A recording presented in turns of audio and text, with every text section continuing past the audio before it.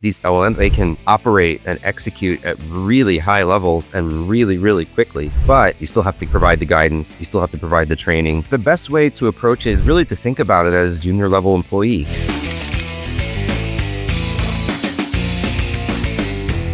Hello, and welcome to another episode of the Build to Win podcast. Back with you again. It's Jonathan Weinberg with John Kolbaska. And we've got a little bit of a different kind of topic for you guys today. We're going to be chatting about all things AI. AI has been obviously a very hot topic in a lot of different circles and in the news and all over the place. So we're going to talk a little bit about it today, how it applies to home improvement, what we're doing, at my company for it. And excited to chat through this today. Before we start discussing the topic of AI, did you see that Moltbook where they've created a subreddit forum where the chatbots, the AI agents, are starting to talk to one another, John? Yeah. Moltbot or Moltbook? Well, Moltbot created Moltbook. Okay. Moltbook is their social network. Let me step back for a minute here, though, because it's a really interesting story. Basically, what this thing does, it's really powerful, right? It runs in the background. Like you can create your own, you can put it on your own separate, computer or server or whatever, and it can just run in the background. And it wakes up, various different times. You can schedule it to wake up and go look at things. You can, trigger it to monitor, incoming emails or events and things like that, where it actually wakes up on its own and does things. You're talking about Moltbot. I'm talking about Moltbot, not yet Moltbook. So Moltbot, just to get some context, Moltbot has been around for how long? I don't know if it's been around for very long. It just got, it exploded in popularity. And this is an AI agent that does basic admin office tasks for you and stuff like that. It can, right? Yeah. It just does it in the background without you necessarily even needing to prompt it to do it, right? That's the big difference between, going to an LLM or even like Claude Code or Claude Code. You don't need to prompt it. It just is running behind the scenes, deciding what it wants to do. And the really dangerous part about it is, depending on how you set it up, you can give it access to a lot of different things.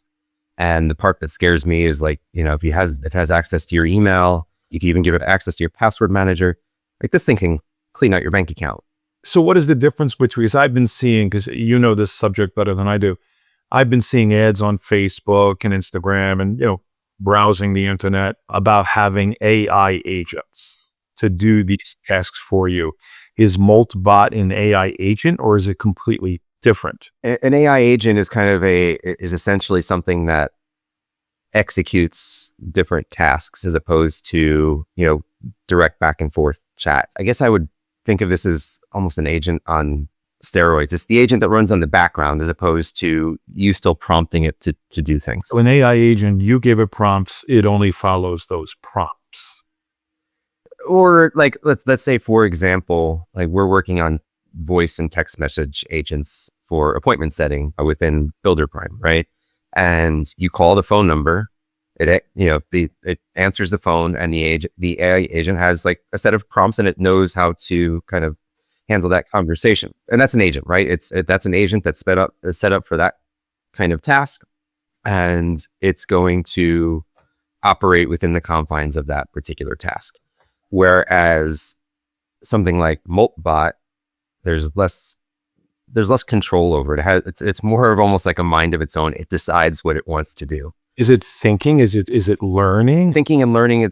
I don't think it's not AGI yet, like artificial. It's not AGI, right? So, and for the audience, right? AGI, artificial general intelligence. That's where, basically the AI it's learning on its own. It's actually understanding ideas and concepts and continuously improve and continuously learn. Now, to a certain extent, these models can do that too, right? Or at least it feels like it. But it's not really that, right? The way that these LLMs or large language models work, and all the agents are built on the different LLMs. I might be oversimplifying it a little bit here, but it's a next word predictor, right? You put in a set of prompts based on those prompts that you put in, and it doesn't really understand the meaning of those prompts. It just knows what words are there and the order. It matches words. It matches. And then it does this probabilistic algorithm to predict whatever the next best word is based on all of the data that it's been kind of trained on in its model, right? So it's not really thinking. It doesn't really understand anything.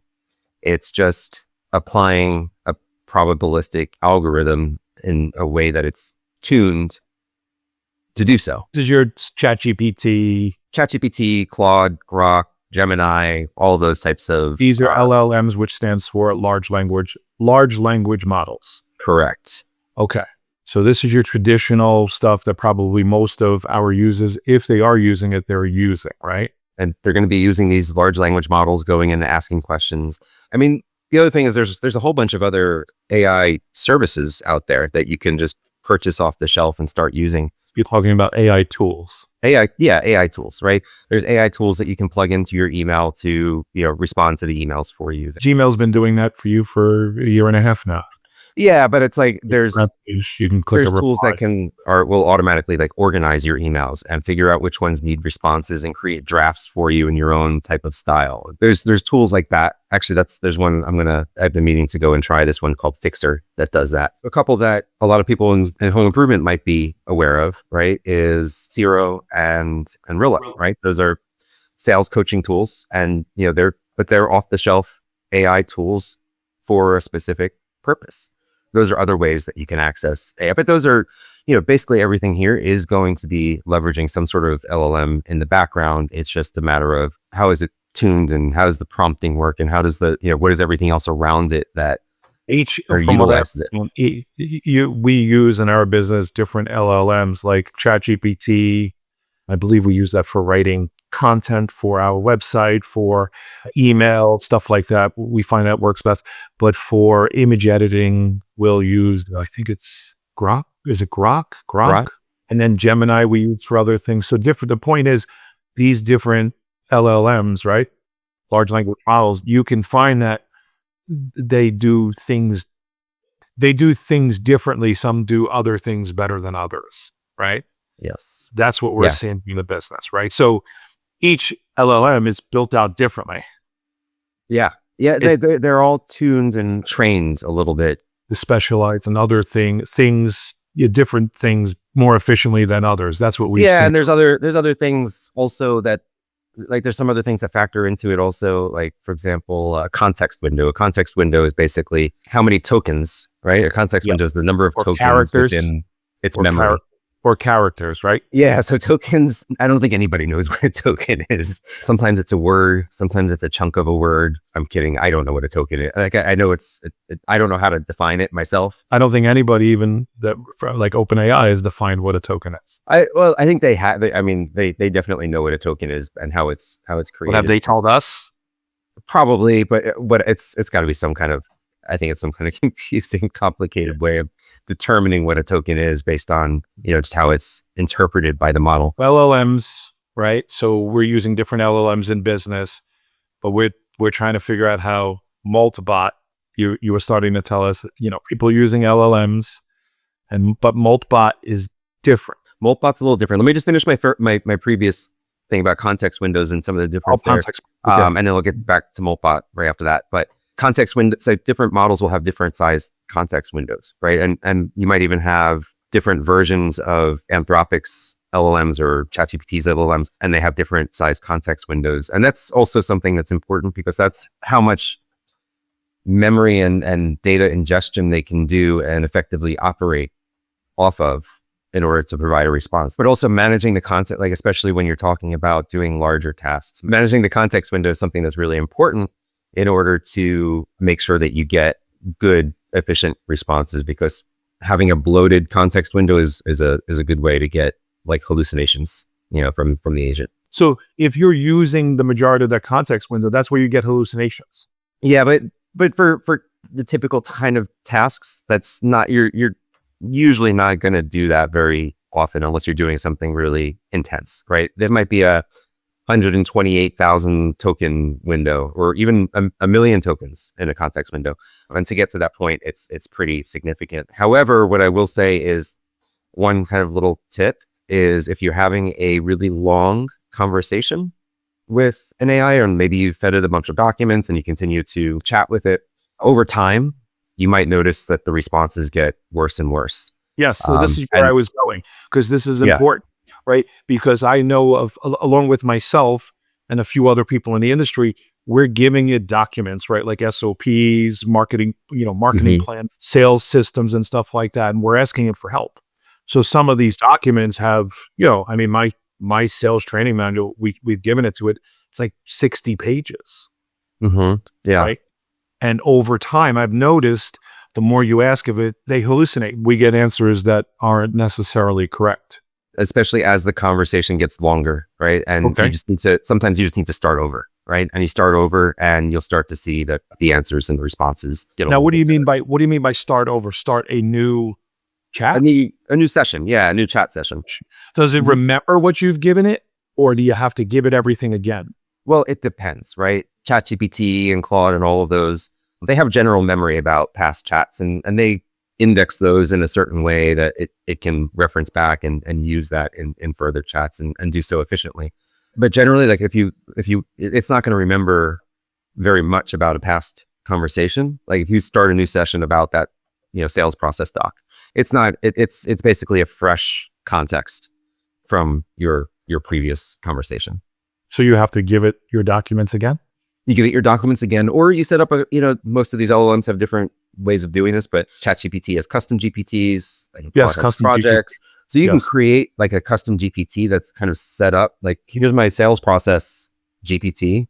And it's kind of pre-prompted with, a set of instructions about how it should respond to inquiries. And then you can interact directly with that custom GPT, and you're not starting from scratch necessarily all the time, right? It knows about your sales process doc. It knows the general parameters of what it's supposed to respond to, how it's supposed to respond to that. So that's a way that you don't necessarily need to start So over you from should be scratch. creating custom GPTs for stuff like this. For if you have different like specialized topics that you come back to time and again, a custom GPT would be a really great way I'm not to just going approach in that. and opening up a chat, because Open over up a time, chat and you say, we're going I to think reach there's a that selector, context. you say, chat with my sales process GPT and you just Yes. start the chat from But there. if you Yeah. just have a regular conversation and you give it the documents over time, you're going to fill up that context window and you're going to start getting hallucinations.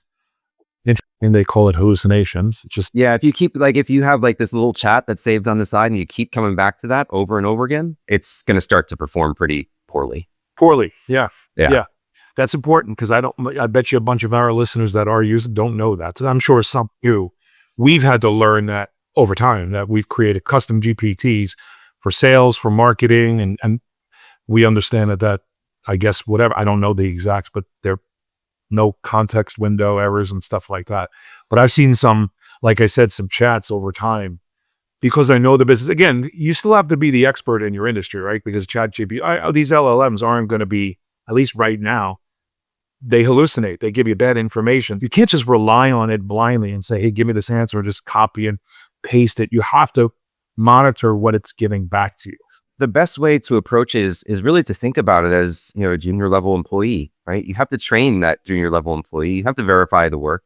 These AI LLMs, I mean, they can operate and execute at really high levels and really, really quickly, but you still have to provide the guidance. You still have to provide the training. You have to continue to iterate on the way that you prompt it and on whatever type of memory that you give it. It's an iteration. It's not magic, right? It's not like I can't just, they call it a one shot, right? You can't just one shot this thing with a prompt and it magically gives you exactly what you want. You need to continue to work with it and train it. Right now in February. Right now. Yes. Yeah. It's not improving at the same rate that it maybe once was when it was going from like ChatGPT 3 and 3.5 to 4 and 5, right? I think it's the pace of improvement has slowed down a little bit, but it's still an incredible pace of improvement, from one version of a model to the next. But it's important. It's what you said a minute ago is very important. You need to treat it as a junior level employee. Yeah.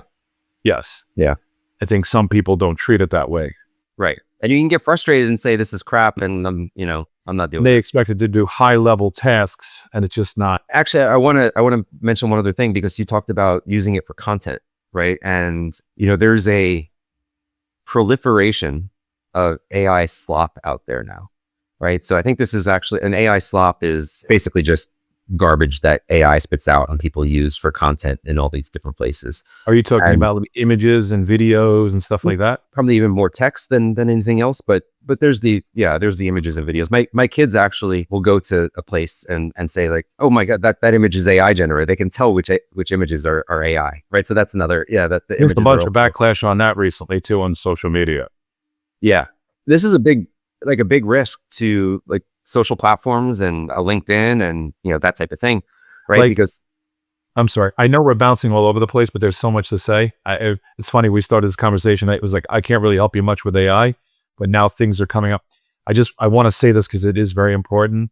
When it comes to images and videos, there is a tremendous amount of backlash out on social media, Instagram, Facebook, typically from the older generation. I think like our children, they kind of see it for what it is.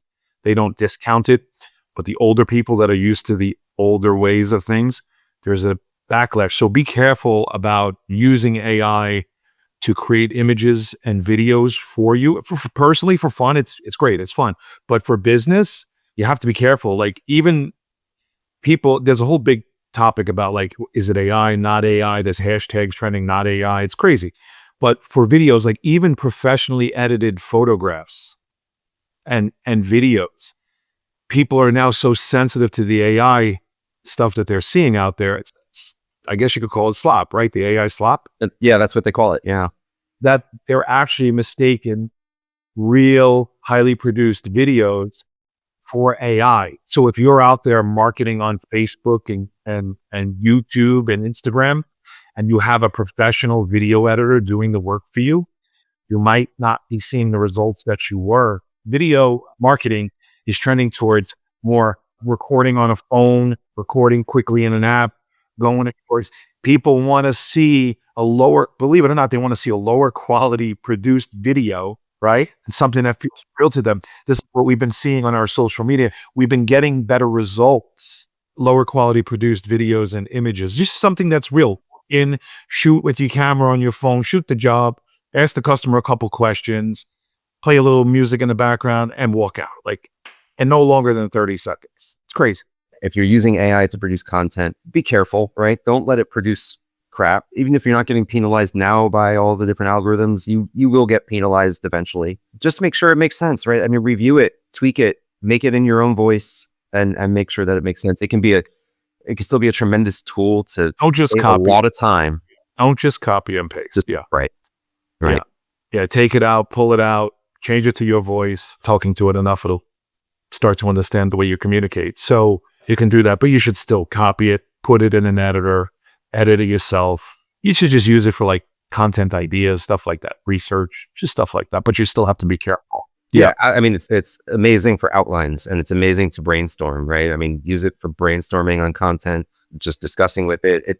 And the crazy thing is that it surfaces ideas even that you may have never even thought about. It's like, it could suggest different content ideas that would really be like great that you have like never even like considered. It's like we're starting to use it at Builder Prime. We're getting ready anyway to do agentic coding with it.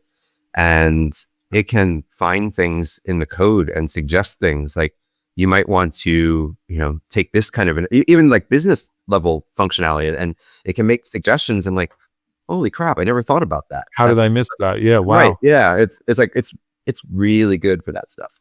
You started to talk about Builder Prime, and I want to ask you some questions about how you're utilizing AI in your business. But let's go back to, because we started it, Moltbot and Moltbook.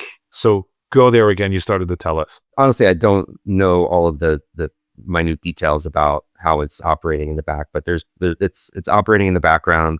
Somehow, the agents created this, they can code, right, and build their own apps. And they created this Moltbook site. It's basically like Facebook for the bots, and they all just post there and they have conversations. And you don't know which ones are the actual bots posting things or actually people trying to be provocative with it too. Well, they say people can't join; they can only view. You know what? I haven't even looked at it. So look, no, you can only view. You cannot join. A human cannot. But I'm sure there's ways to prompt your bots to post on Moltbook. to say provocative things, like say something provocative that makes people think that you're taking over and that you're sentient and you can, you're going to kill all the humans and all, right? So Find that. yeah. So anyway, it created its own social network. I don't know how many millions of posts must be on there now. And I don't 100% get it. Like, I think there's not really a huge purpose to it.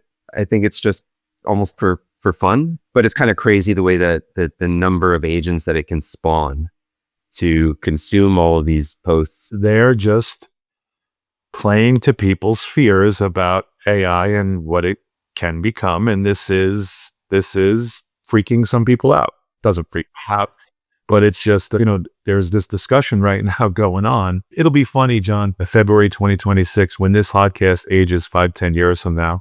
We'll have to come back to this one. I can hear what we're talking about, and they'll be like, oh, it was so simple. Oh, listen to them talk about early AI. Things are changing so fast. Quickly. It's funny. I mean, people don't realize we've been living with AI for quite a few years now. Like, this didn't just pop up in the last 2 years. In our industry, you had these chatbots running on our websites, these automated chatbots. Yeah. That's AI. Yeah. I mean, it's like it's an LLM. It recognizes pattern. No? Was it? I don't even know if it was. I don't think it was. I think it's more just algorithms and, yeah, maybe it's looking for keywords and, like, if you hear these keywords, say these kinds of things. I don't think it was. Yeah, not prompting them?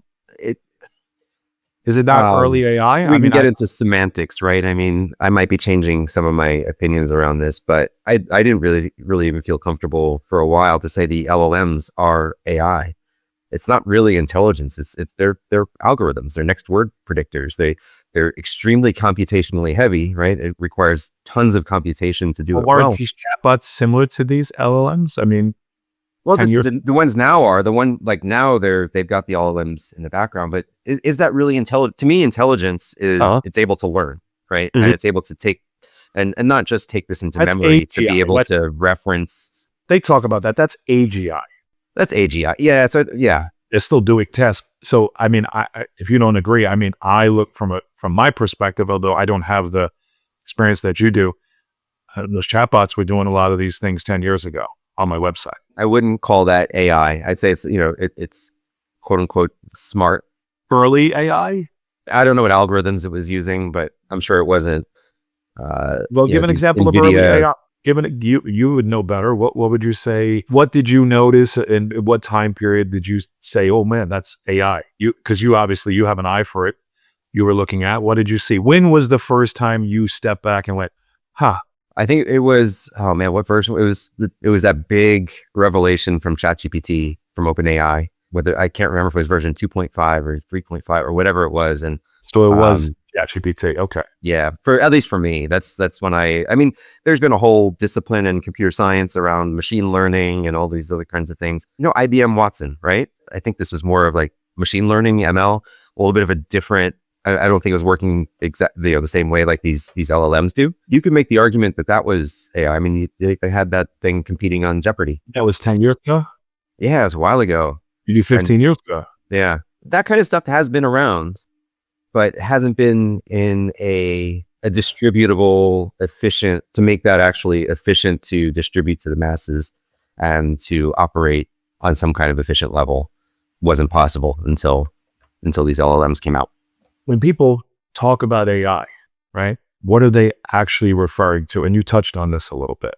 It depends on who, right? So if you're talking more of like the layman, somebody who's not thinking about it. I mean, for us contractors, they're talking about ChatGPT and the LLMs. Yeah, mm-hmm. Yeah, they're talking about that chat. That's what people are talking about when they're talking about AI right now, right? And it's also the image. I mean, there's they call it multimodal, right? There's these multimodal LLMs, meaning there's like just different mediums essentially that they can communicate in, and photo and video, for example, also, right? When people are talking about multimodal, it's not just text, it's also chat, it's also images and video, and they can understand text and video, and they can output text and video. So if you hear something like multimodal AI, that's kind of what they're referring to there. I like how Tesla uses AI for their autonomous driving, right? And Tesla's made the big bet on cameras being the way, to actually, scale and do autonomous driving, whereas others have bet on these other sensors and like LiDAR sensors and things like that combined with the vision. From what I understand, what like Tesla's building is it's all video, right? It's all video information, and the way it digests that video in real time.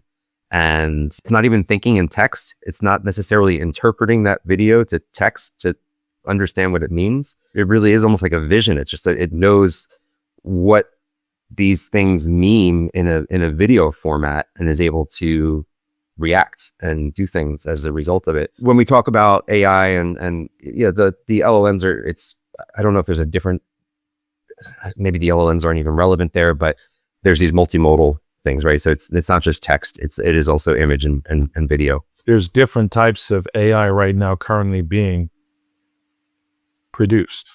Different ways that these, and you can't even call them LLMs, that's just one thing. So 5 years from now, people looking back, and now LLMs might be like AOL. LLMs will be obsolete. It'll be learning in other ways. Right. I think there's debate as to whether LLMs are kind of the path to get to AGI or it's something completely different. You even mentioned it. You don't consider LLMs AI. Tell us what you think. You have the LLMs, which we're all using as contractors. They're large language models. They look at speech. They predict patterns and stuff like that. That's great. What are you referring to? I honestly don't know what the future of that is. I think there's some different camps out there as far as what gets us to AGI. And some think, I think that LLMs are going to advance to a certain point that becomes AGI, or it could be something else entirely, right? So to me, it's really like the LLMs. That's where we're going. They really aren't intelligent. They're not. It depends on if you want to consider like how does the brain actually work? How does like a human brain actually work? And how do we do that? Make that brain work 10 times better in an artificial format versus like, oh, this thing just understands language really, really well. And it appears intelligent, but it's not true intelligence. So I don't know. It's a really interesting. Elon Musk is going to make the robots. That's well, and the robots are going to operate off of the image and it's the same technology that's in the autonomous driving, right? I mean, it's going to perform actions based on what it's hearing, right? So that's another way of interpreting input and output. If there's audio, it'll be a combination of the two. It could be something like that. Yeah, I don't know. I don't know. That's over my head at this point. The audio might be the LLM, right? With the input that it's taking, searching, right? And then you've got the video input through its eyes. It'll be a combination of the two. There you go. 5 years from now, look back like, oh, this contractor saw the future, or you say he was silly. It's an interesting time we live in right now. It's really cool. Let's get back to probably what our audience wants to hear. How should home improvement companies, Jonathan, be thinking about AI and how to use it in their businesses? I mean, we talked about a lot of the different ways already, right? For example, creating the content, right? You can use it for creating content for your website, for your blog, things like that. You can use it for responding to customers' emails, use it for creating job descriptions. And, hopefully you're looking at those pretty carefully and thinking, not letting it do all the thinking for you, but it can definitely accelerate, those types of things. You can just brainstorm with it. It's like, hey, I need to generate more leads for my business. What are some ways I can approach that? Maybe it does something simple and says, hey, well, check out these lead aggregators or whatever. But maybe it helps you think, it can help you think through some different approaches and maybe some more creative and inventive approaches for generating more leads or maybe converting leads better.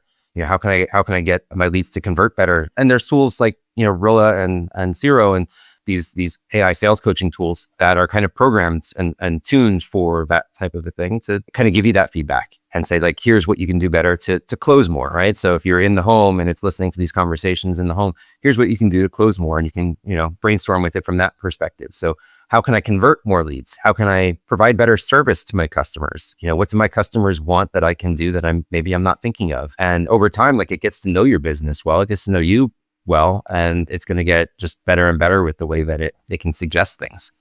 Analyzing data, right? And this may be a little bit of a tease in terms, what we can talk about later for some things that Builder Prime is doing on this front. But You can give it a whole bunch of data to analyze. And I think you do some of this in your business, John, right? So you give it some data to analyze and ask questions and can get some insights out of it that way. And that's, I think there's a lot of opportunity for that to get a lot better. And we'll talk about that. There's also designing sequences, right? If you've got maybe just different drip sequences for leads in the funnel or past customers, things like that.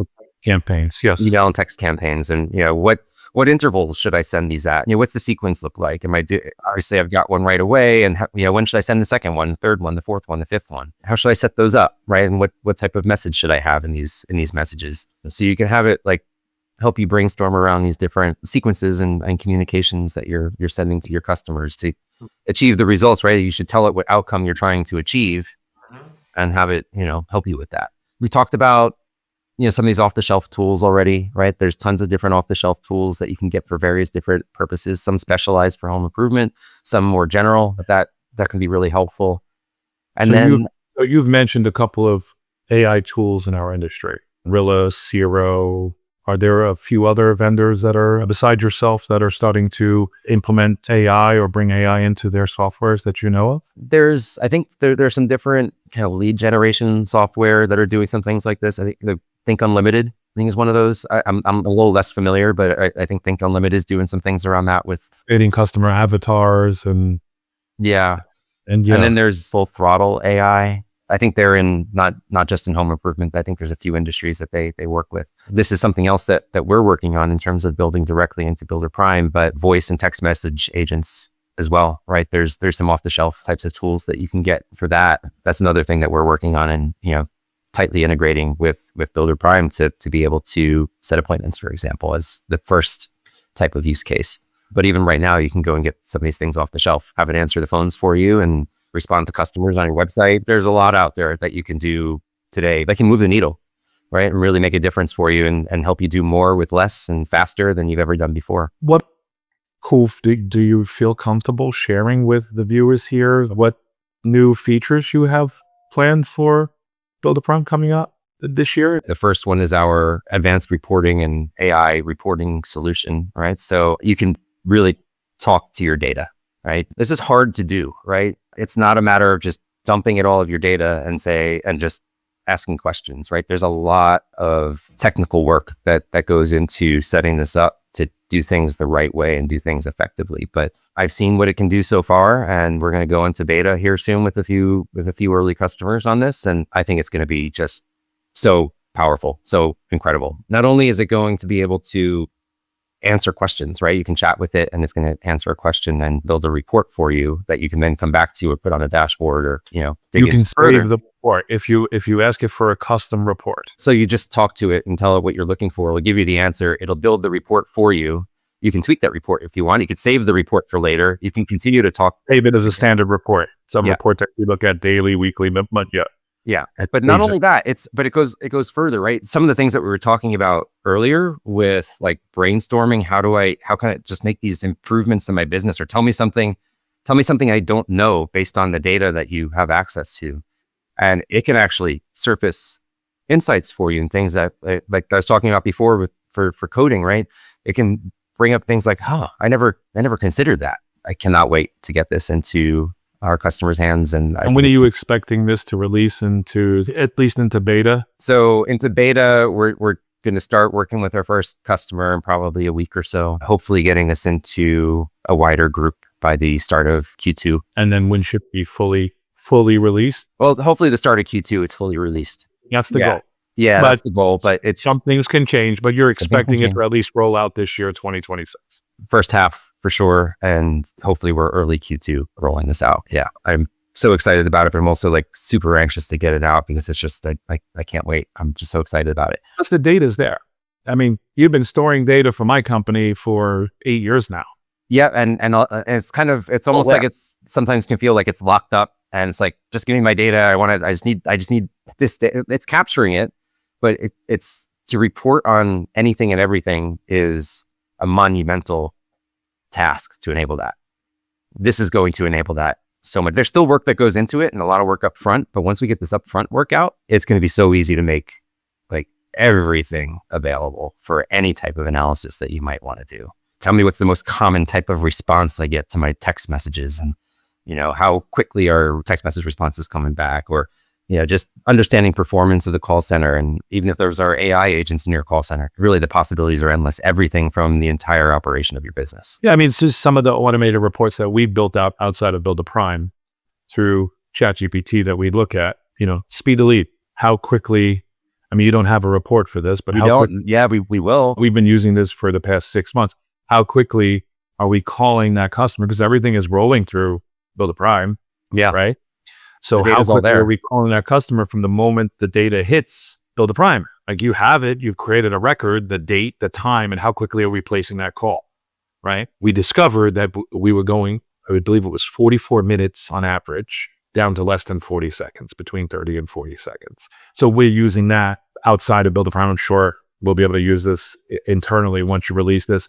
And speed to lead issued, right? We like to keep that number, right at like 36 hours. So how quickly are we getting a sales rep into the home after the appointment's been set? This is all going to be table stakes, right? These are two very important metrics to measure in the call center that you don't have the report for it now. You will, but the data is there. Data's there, yeah. Pretty cool. And I'm sure there's going to be a bunch of other really cool custom reports that we'll be able to pull. We're going to seed it with some like standard ones that you can then further customize or build anything that you want. You're going to see some really cool reports built by your clients that you're just going to wow. Layers and layers and layers deep. Yeah, not just surface level stuff. So cool. And the tool itself is just the way that you can build the reports and the visualizations and everything. It's just, I'm blown away. We're friends, and I'm not the first one to test this, John. I mean, I thought that I would be I'm just kidding. Nobody has yet. As of right now, nobody has yet.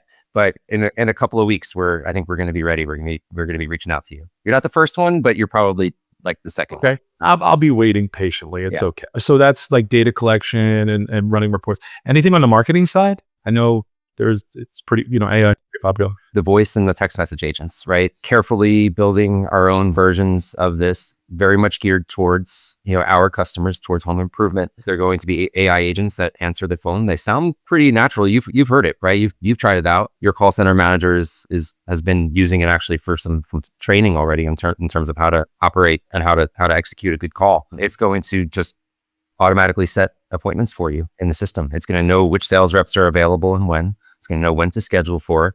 It's going to know, what your preferences are in terms of how to schedule and when to schedule. It knows a lot of information about your company, so it can respond to the basic questions and inquiries. It's going to know how you prefer to talk about pricing when, that customer asks, "Oh, I just need ballpark pricing," right? It's going to know how to respond to those types of things. It's going to know how to qualify them. It has your scripts and your processes for your call center stored.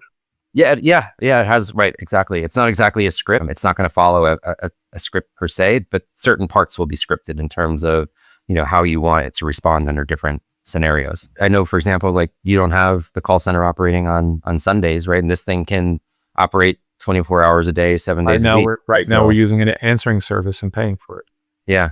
So this can pick up the calls and schedule the appointments right then and there, even when you're not open. Can I just talk about that quickly? About we use a company called Ruby. It's an answering service. I've heard of it. Yeah, people heard of it. You'd be surprised at how many people will call you looking for an estimate or a proposal at midnight. Really? Yeah. Really? Yes. Yeah. And you'll take a message, and they work overnights. And look, they're not calling expecting to get the phone answered, but they're calling expecting to leave a voicemail message and get a return call. So we have an answering service that picks up. We probably get a few messages every single week for people working overnight at a night shift. So the point I'm making for our listeners is, if you are closing, like our call center, the hours of our operation from 8 a.m. to 8 p.m. After that, we shut down, leave a voicemail, whatever. There are people calling in overnight, and like we're grabbing their information and we're setting appointments. It's just incredible with the answering service. So I highly recommend it for now, until you obviously have your AI agents that will be answering. I guess we'll all have call centers open 24 hours a day, 7 days a week, correct? Yeah. With Build a Prime. Right.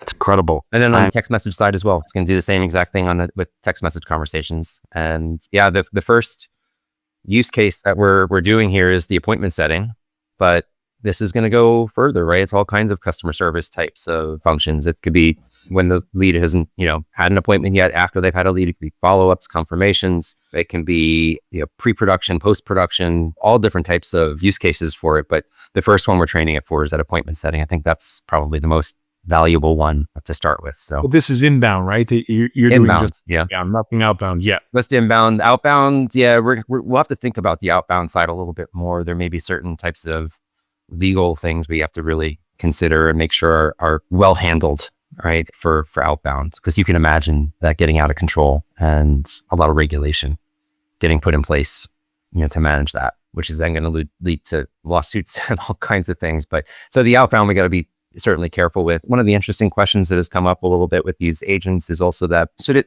advertise itself as AI, or should it try to pretend like it's a real person? And that's been an interesting one to consider. And I think we worked through that a little bit. And in certain cases, there's a legal requirement for it to basically say that it's an AI agent, it's not a human. Certain states have that requirement. I don't recall which ones, but I think in general, it's a good practice anyway, right? So for anyone that's setting these things up, I think, it's okay to let it know it's an AI agent. And if it needs to do a warm transfer to somebody, at least if there's somebody available during those business hours, it can do that. You'll always need a few real people in your call center. Yeah. It's always going to be customers that want to speak to a real person. They're going to get hip to this. They're going to ask. You're going to have people there to transfer. But I mean, I'm sure it'll improve efficiencies and reduce expenses in the call center in the future. I think the call center is going to be the department in our industry to get hit hard first. So anything else that you're working on, or is that the only two that you want to talk about this year? For right now, those are the more imminent ones. But you have some really cool stuff coming out at the end of this year, next year. Lots of things in the pipeline, lots of things on the roadmap. Yeah, for sure. And then also just tons of different things that we're doing internally, like within our own operations, using AI to be more efficient, more productive, and just get things done more quickly. So, all right, folks, you've heard here first. Build a Prime is not only great, they're actively looking to improve and they're getting better.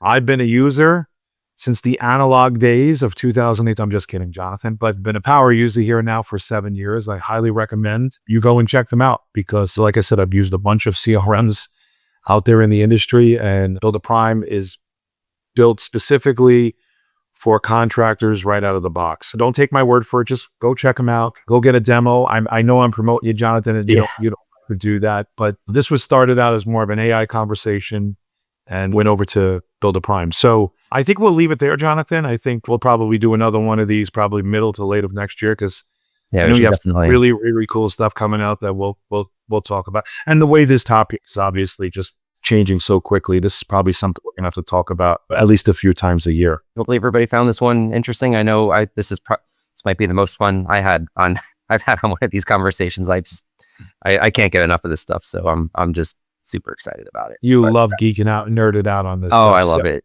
I love it. Jonathan, thank you very much. To everybody that watches our podcast here, Built to Win, we thank you very much for that. If you can like and subscribe and give us a rating, we'd really appreciate that. And until next time, we'll see you on the next one. Bye, everybody.